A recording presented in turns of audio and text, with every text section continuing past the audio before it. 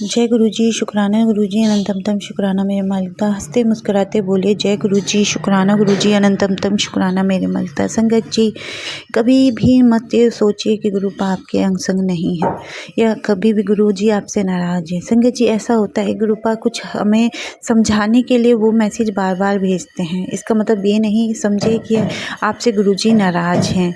आप थोड़ी भी गुरुजी को याद करोगी, गुरुजी उसी में खुश रहते हैं। संगत जी, आज मैं कांटी का ऐसे ही बहुत प्यारा इमोशनल और ब्लेसिंग भरा सत्संग लेकर आई हूँ। संगत जी, आप भी सुनिए ताकि आपकी भी जो परेशानियां हैं वो गुरुपा दूर कर सके। संगत जी, सत्संग बीच में ना छोड़ के जाएं ताकि गुरुजी की ब्लेसिंग अधूरी ना रहे, आप सबको पूरी मिले। आइए सुनते हैं आंटी का सत्संग, आंटी की आवाज में। जय गुरुजी, शुक्राना गुरुजी। सत्संग शेयर करना चाहती हूँ। मैं आप सभी से कहना चाहती हूँ, ये मेरा पहला सत्संग है, तो मुझसे कोई भी भूल चूक हो जाए मुझे माफ़ कर दीजिएगा। यही प्रार्थना मेरी गुरुजी से भी है। गुरुजी, मुझे कुछ भी नहीं पता, मुझे क्या बोलना है, कैसे बोलना है, आप ही मुझसे बुलवा लो। मुझे कुछ भी नहीं आता, मुझे कुछ भी नहीं पता। मुझसे कोई भी भूल चूक हो जाए गुरुजी, मुझे माफ़ कर देना। सबसे पहले मैं मंत्र जाप करना चाहती हूँ। ओम नमः शिवाय, शिव जी सदा सहाय। ओम नमः शिवाय, गुरु जी सदा सहाय। गुरु जी के साथ मेरी जर्नी सितंबर जब गणेश चतुर्थी थी 2023 में, पिछले साल गणेश चतुर्थी के एंड में या सितंबर में जब वो ख़त्म 29 को ख़त्म हुई थी, मुझे अच्छे से डेट याद नहीं है कब मैंने गुरुजी का सितंबर एंड या अक्टूबर में गुरुजी का एक मैसेज अपने यूट्यूब में देखा।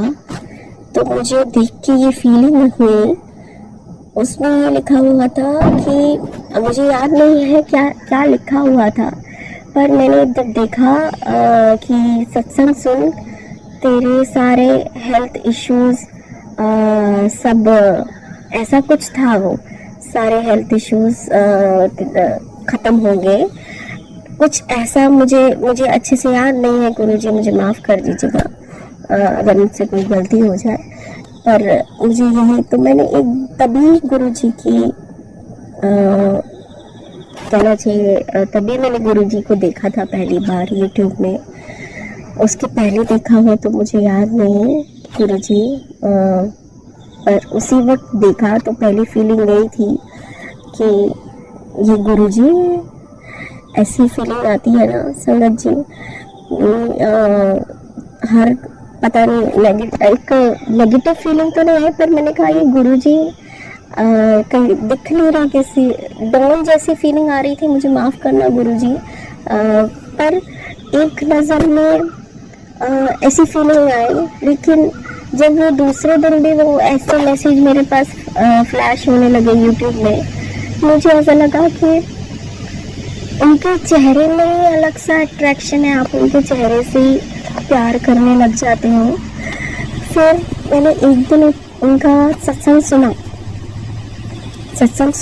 उसके बाद मुझे कब उनसे प्यार हो गया मुझे पता ही नहीं चला। संगत जी, अटैचमेंट मैं नहीं बोल सकती अभी भी मैं उनसे इतना अटैच्ड हूँ कि नहीं, पर हाँ विश इतना करती हूँ, प्रार्थना यही करती हूँ गुरुजी मेरे कर्म अच्छे कर दो कि मुझे आपकी चरण मिल जाए।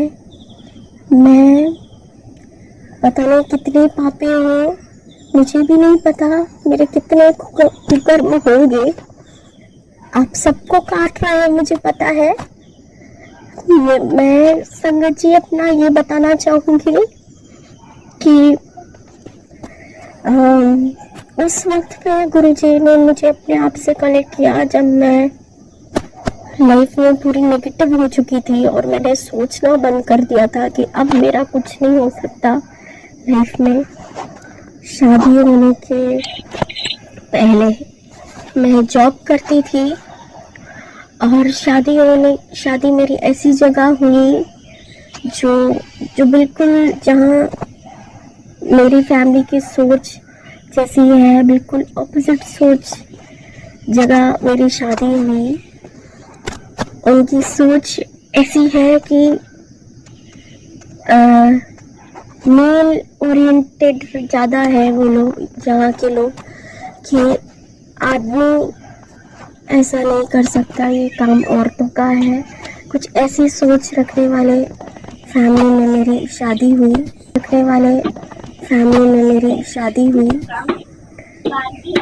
पर फिर भी मैंने बहुत अपने आप को संभाला। पता नहीं उस वक्त भी मैं ये नहीं बोलती कि जब से मैं गुरुजी के साथ कनेक्ट हुई थी उसके पहले भी मुझे ऐसा लगता था कि ईश्वर ने मुझे हमेशा ब्लेस किया है, भले ही मैं नहीं समझ पाई, किसी न किसी रूप में आके मुझे ज़रूर हमेशा उनका हर प्रॉब्लम सिचुएशन से निकाला है।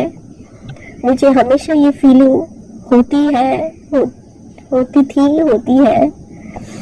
तो जब से मैं गुरुजी के साथ अटैच्ड हुई उसके बाद अपने आप में ही मैं खुद को बदलने की कोशिश लगी रहती हूँ। मुझे ऐसा लगता है मैं कब ऐसी अच्छी बच्ची बन जाऊंगी कि मुझे उनके चरण मिल जाएंगे, मैं उस लायक कब बनूंगी कि मैं, एक तो हम इतने पापी हैं, मुझे ऐसी फीलिंग होती है कि मैं क्यों इतना लेट हो गई कि गुरुजी के साथ अटैच्ड होने में। लेकिन काफ़ी सत्संग में ऐसा मैंने सुना कि सबके कर्म होते हैं जिनको जल्दी, सबको एक टाइम होता है, निर्धारित रहता है सबका कि वो गुरुजी के साथ कब कनेक्ट होंगे। आप उनके परमिशन के बिना उनको देख ही नहीं सकते। तो शायद तभी मेरा टाइम होगा कि उन्होंने मुझे चुना। वो हम गुरुजी मेरे को ऐसे मैसेज भेजते हैं कि तू मेरी दी है और लाखों की संगत, लाखों में मैंने तुझे चुना है। तो मैं खुद को, अपने आप को इतना ब्लेस्ड समझती हूँ और इस चीज़ के लिए मैं बहुत बहुत बहुत शुक्राना करना चाहती हूँ मेरे गुरुजी कि मैं खुद इस लायक नहीं समझती अपने आप को, लेकिन आपने मुझे इस लायक समझा। आपका बहुत बहुत बहुत शुक्राना है गुरुजी। आपने मुझे कितने कष्टों से निकाला है। मैं तो आप गुरुजी मुझे हमेशा संगत जी ऐसे मैसेज भेजते हैं कि मैंने कितने कष्टों से तुझे निकाला है, तो अभी जानती ही नहीं। हर बार मेरे को बोलते हैं सत्संग सुन, तो सत्संग सुनने में कंजूसी करती है। गुरुजी मुझे माफ करना। अभी मैं अपने ससुराल में हूँ। मैं एक्चुअली अभी पहले ओमान में थी, अभी कुछ रीज़न की वजह से मैं अपने ससुराल आई हूँ। मुझे इतना टाइम ही नहीं मिल पाता कि मैं, टाइम मिलता भी हो तो उसमें कुछ ना कुछ ऐसा हो जाता है कि सत्संग सुन ही नहीं पाती। तो गुरुजी हमेशा, मेरे को ऐसा लगता है, मुझे डर भी लगता है कि गुरुजी मुझे बहुत मुझसे शायद नाराज हो जाएंगे कि ये मेरा सत्संग सुन ही नहीं रही, मैं इसको कितना बोल रहा हूँ। मुझे माफ करना गुरुजी, प्लीज माफ करना, मुझसे गुस्सा मत होना, हमेशा मेरे अंग संग रहना। गुरुजी अपनी प्रेजेंस मुझे सबसे ज्यादा मैं अपना एक सत्संग सुनाना चाहती हूँ जिसमें मुझे सच में ऐसी फीलिंग हुई कि हाँ, गुरुजी मेरे साथ ही हैं। और मैंने पहली बार अपने आप में फील किया कि मेरे गुरुजी सच में इतने ज़्यादा मेरे बारे में सोचते हैं। संगत जी, मैं जब ओमान में थी, मैं बहुत ज़्यादा ओवरवेट हूँ संगत जी, और ओवरवेट होने की वजह से मैं इतना अच्छे से ज़्यादा डिस्टेंस चल वगैरह नहीं पाती हूँ। मुझे बहुत ज़्यादा ब्रीथिंग प्रॉब्लम हो जाती है।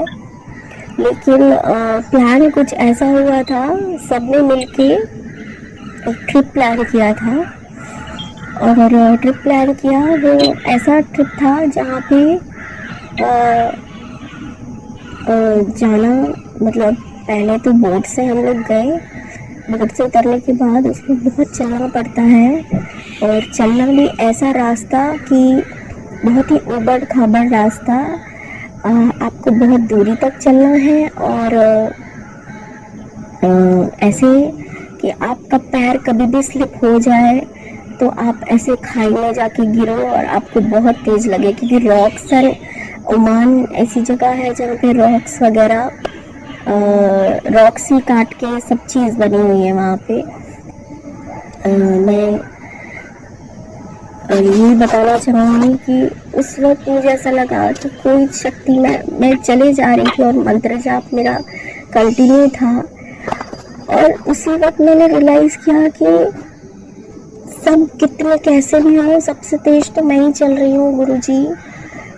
मेरे पैर में दर्द भी नहीं हो रहा था।